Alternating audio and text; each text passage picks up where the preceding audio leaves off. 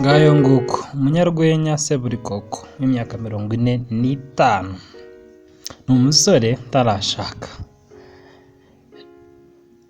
Nk'uko mubibona rero murabona ko afitwe n'inzego za polisi ngo yafatiwe mu kabari aho yari ari gusangira n'abagenzi be b'abasore. Ni umunyarwenya kabare nk'uko mubibona, yakinnye mu mafilime menshi atandukanye hano mu Rwanda, amaze kumenyekana hirya no hino mu Rwanda, Burundi, Uganda ndetse no hanze y'igihugu. Benshi baramuzi. Uyu nguyu yagusetsa, yanasetsa n'uvuye gutanyina nk'uko abanyarwanda babivuze, aho bari kwifatira rero agacupa bari kwica ingwagasi mu mazina y'ubu ndavuga inyota.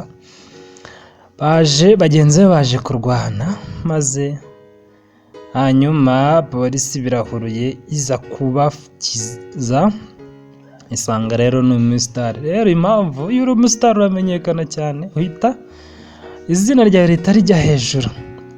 Baje kubafata, hanyuma Seburikoko nabigendamo, ariko ntimugire ubwoba kuko Seburikoko agize n'uruhare rwo gukiza abo bantu. Azwi ku mazina menshi cyane: Papa Sava, Seburikoko, Sekagana n'andi mazina yose atandukanye. Azwi ku mafilime itandukanye, cyane cyane nka filime y'uruhererekane ica kuri televiziyo y'u Rwanda ya Seburikoko. Ariko kuri social media ye cyangwa se aho acisha ibihangano bye, kuri Papa Sava muramuzi cyane, uyarasetsa ugaseka. Nanjye ndamukunda, iyi nkuru nabaye nk'uyumva, numva nanjye inkoze ku mutima, numva nayibasangiza. Ni byiza rero, niba utarakora subscribe kuri channel yanjye, ndakwinginze kora subscribe kuko ni ingenzi, nibwo bufasha menya ko icyo nakoze ko gifite akamaro kandi cyabafashije.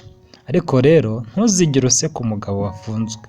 Umugani wa Kinyarwanda uravuga ngo umugabo mbwa aseka imbohe. Ntuzigere ubone nk'umuntu umwe yahuye n'utubazo muri iyi si. Niko bigenda, tugenda duhura n'utuntu dutandukanye. Seburikoko rero mukunda muhumure, ntabwo ari bwaze kugumamo kuko birakekwa ko ashobora kumara mu munsi umwe, ariko bagenzi be bateza imvururu bashobora gufunga hagati y'iminsi 15 cyangwa se kuzamura, biteguye n'uko inzego zibikora. Murakoze, ibihe byiza.